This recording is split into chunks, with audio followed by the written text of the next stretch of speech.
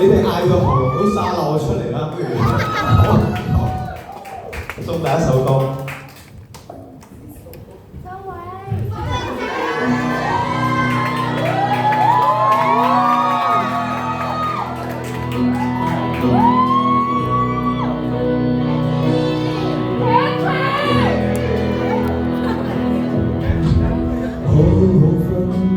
應要淡忘，已找到你裏，從來舊情景，我更看得出眼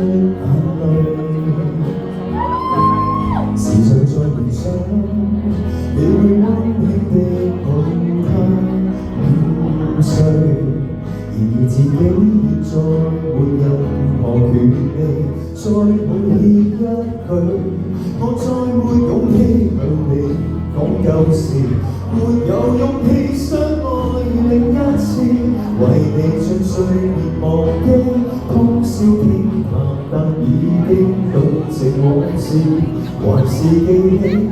無道理的對罵是年紀小的不智，今天你難忘記，只得我懷念，多麼諷刺。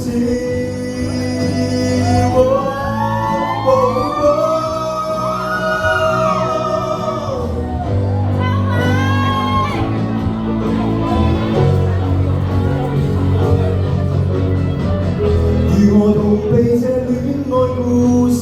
仍然說得多細緻，重複的震撼，餘震未停止。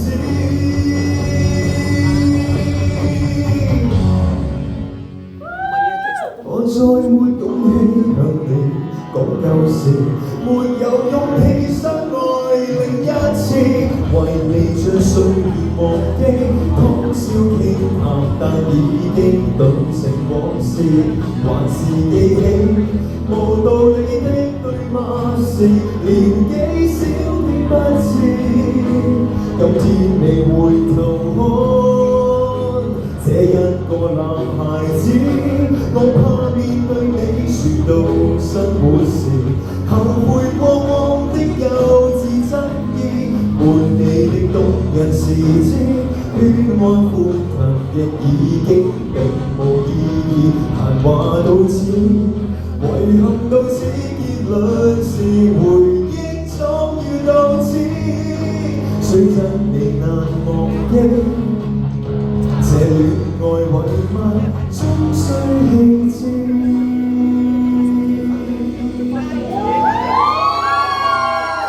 好啦，咁點解第一章我會講到係一個